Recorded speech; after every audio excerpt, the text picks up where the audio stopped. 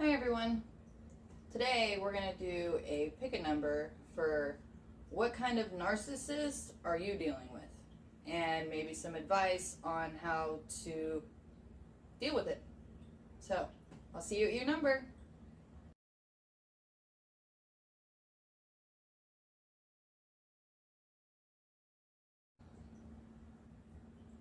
Number 1. Let's see what kind of narcissist you're dealing with. Off the top, I'm getting that they may be a significant other, and everything evolves around them.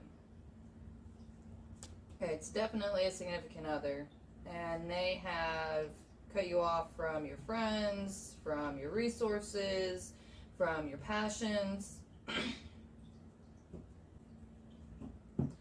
The main advice is to leave. Get away from the conflict. As soon as you start going out on your own and making your own path, then the wheel's going to turn and you are actually going to have a whole new life, much, much better off. And things are always get worse before they get better.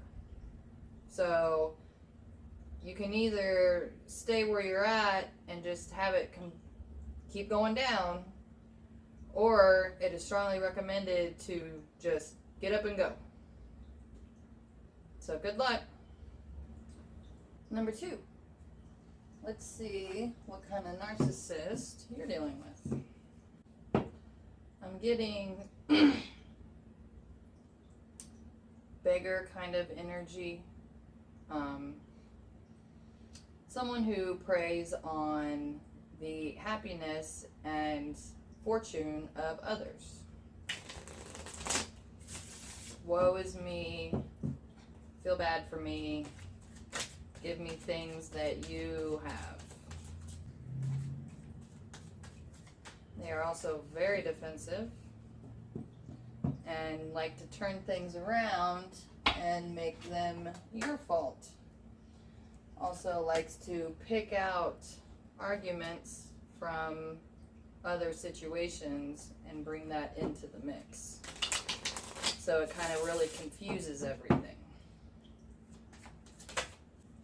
And they really enjoy watching you squirm and try to get out of that entanglement mess that they made.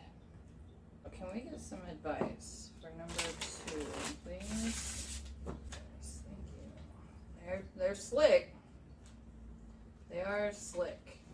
And they love to use love as a manipulation tool. And they love to really turn things around and pin them on other people. So they don't take responsibility for anything that they do or say or anything.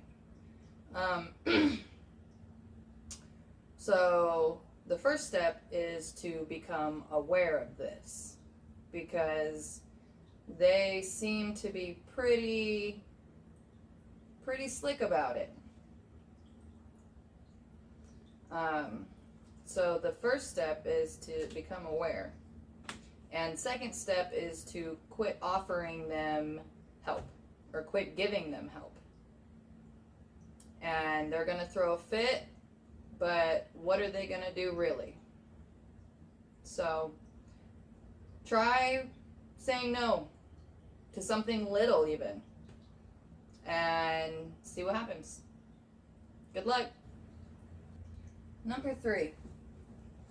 Let's see what kind of narcissist you're dealing with. We are dealing with a spiritual leader who is taking advantage of children. They're really proud of whatever practice they have developed, and it's not very far along, and they are already using it to get what they want.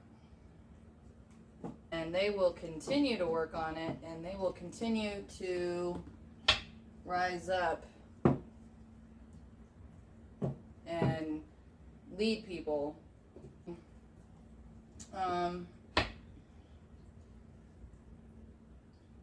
someone needs to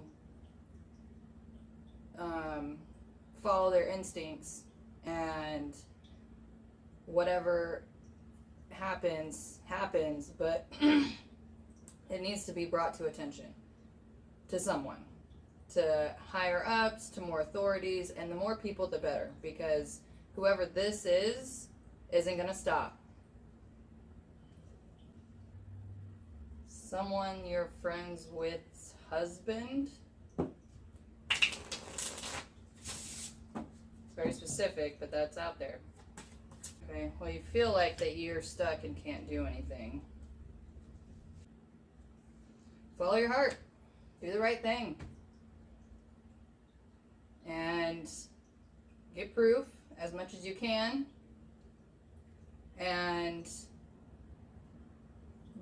through all the hard stuff, remember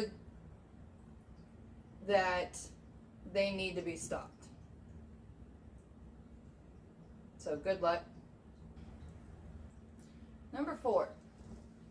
Let's see what kind of narcissist you're dealing with. So far I'm getting the mother who likes to use the children. The mother who likes to use her children and does this because they're afraid to be alone. They feel like that when they have children to take care of, that everything's fine and dandy. And not only children to take care of, but children to use as a tool to try to get whatever they want. The advice here is that there's nothing you can do to change it. And the only way that you're going to be able to deal with it is to deal with the heartache that this situation has caused you, and to really look in the mirror and to examine your beliefs and what you feel and what you think, not what they think. So if this is your mom who has used you, then you're really going to have to dig deep and think about what kind of person you want to be. Do you want to end up just like your mom? Or do you actually want to break that cycle and become somebody who you want to be? Somebody who's happy.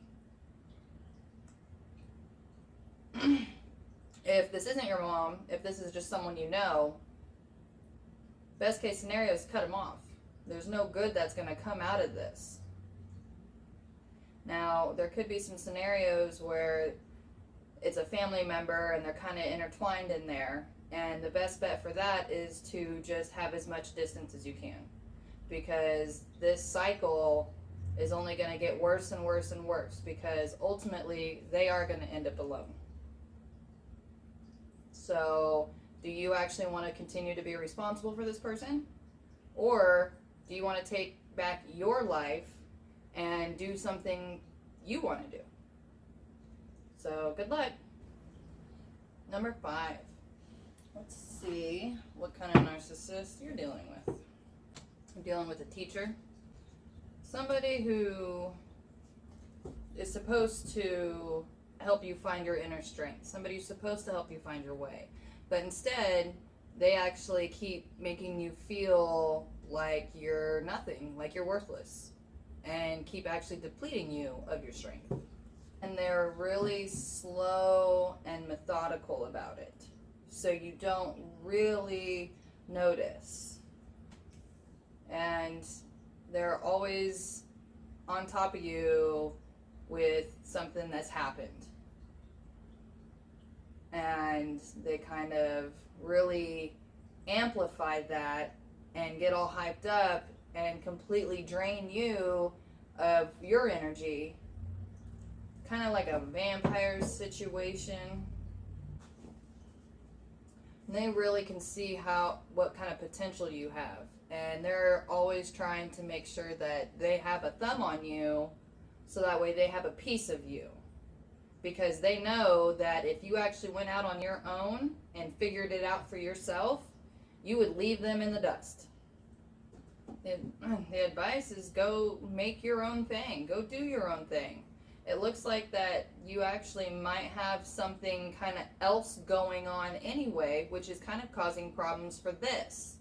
And there's a reason that other thing is going on, because that other thing is trying to come into your life while this is trying to leave it. So if you go ahead and just cut this out and let this other new thing come in, then you'll really see your life start falling into place. And you don't actually need a guide.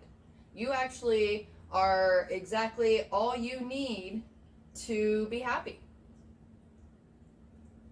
So good luck.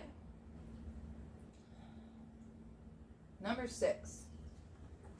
Let's see what kind of narcissist you're dealing with. Very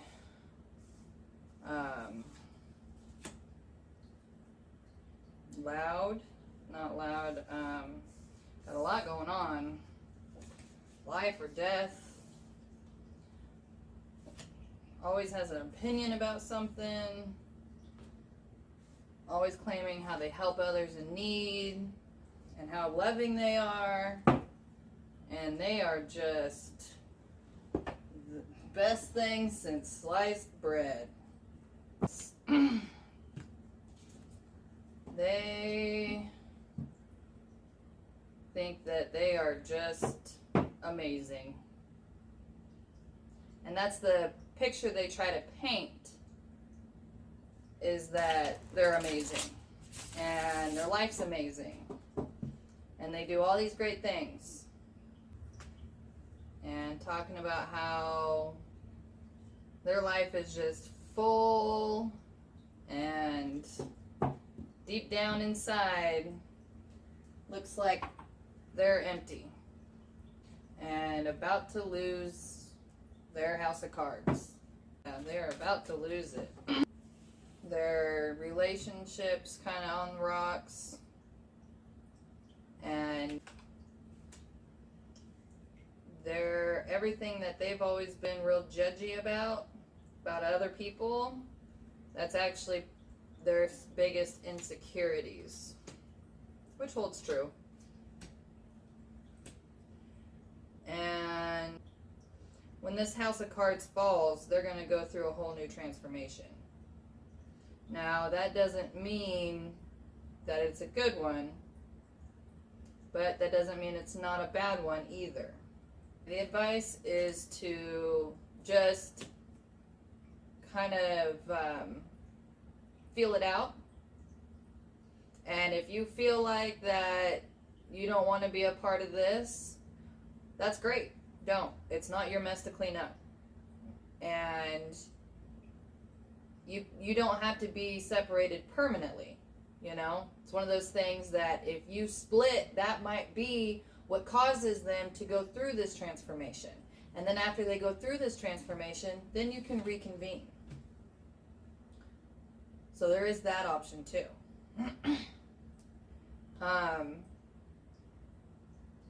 At this point, it's just saying wait it out. And best bet is to separate for now and then check back in. So good luck.